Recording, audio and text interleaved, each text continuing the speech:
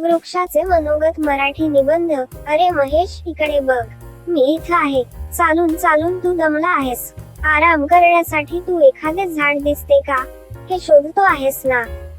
या ओसाड माळरानावर मी एकटाच उरलो आहे. आज मी तुला माझी गोष्ट सांगतो, ऐकशील का रे. एकेकाळी या माळरानावर असंख्य डेरेदार वृक्ष होते. माझे वय 100 वर्षापेक्षा अधिक आहे. शेजारच्या गावातील एका शेतकऱ्याने माझे रोपटे लावले. तोच माझा जन्म. माझी काळजी घेतली, मला खत पाणी घातले, ऊन वायापासून माझे रक्षण केले.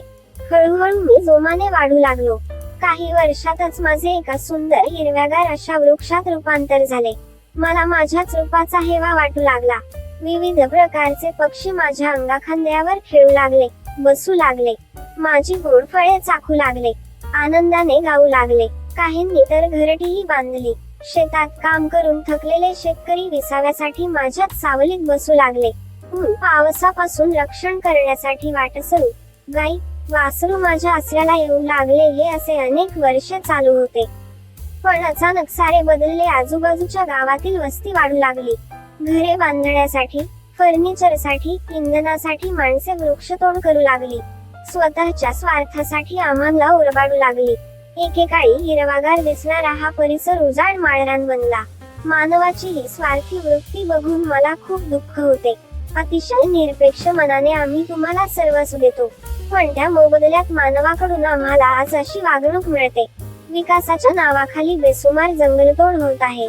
जमिनीचे धूप होत आहे. प्रदूषण वाढते आहे. हल्ली सर्वत्र ग्लोबल वॉर्मिंगची चर्चा होत आहे. ग्लोबल वॉर्मिंगमुळे पृथ्वीवरचे तापमान वाढत आहे. बर्फ वितळू लागला आहे. वन्यजीवन संकटात येऊ लागले आहे. हे सर्व कशामुळे तर तुम्हा मानवाने आमच्यावर निर्दयपणे चालविलेल्या कुऱ्हाडीमुळे. माझेही हातपाय या कुऱ्हाडीने असेच तोडले गेले. हे जर असेच चालू राहिले तर बाबा रे, तुम्हा माणसांना याचे भयंकर परिणाम भोगावे लागतील. दुष्काळ पडेल, नद्यांना पूर येतील, जीवसृष्टी नाहीशी होईल. मानव एवढा बुद्धिमान असून असा कसा वागतो, हेच मला एककोडे पडले आहे. तेव्हा जागे व्हा तुम्ही सगळ्यांनो, ही वृक्षतोड थांबवा. प्रत्येकाने मी माझ्या आयुष्यात एकतरी झाड लावेन व ते जगवेन असा निर्धार करा. तरच तुमच्या पुढच्या पिढीचे जगणे सुसह्य होईल. तुझ्याशी बोलताना मला आज सुंदरलाल बहुगुणांची आठवण येते. वृक्षतोड होऊ नये म्हणून त्याने आपले सर्वस्व पणाला लावले. चिपको आंदोलन सुरू केले. आज या देशाला अशा शेकडो सुंदरलाल बहुगुणांची गरज आहे. पण आता मी थकलो आहे, जीर्ण झालो आहे. माझं पान न पान गळून गेले आहे.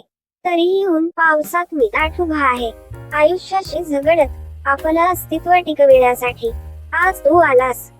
मी माझी व माझ्या योगाने साऱ्या निसर्गाची कहाणी तुला ऐकवली. माझं दुःख तुझ्याजवळ बोलल्याने मला खूप शांत वाटत आहे. माझं फक्त एकच मागणं आहे तुझ्याकडे की तुम्ही जगावा, आम्हालाही जगवा. अगर अच्छा लगा है तो सब्सक्राइब करो और लाइक करो. मिलते हैं अगली कहानी में.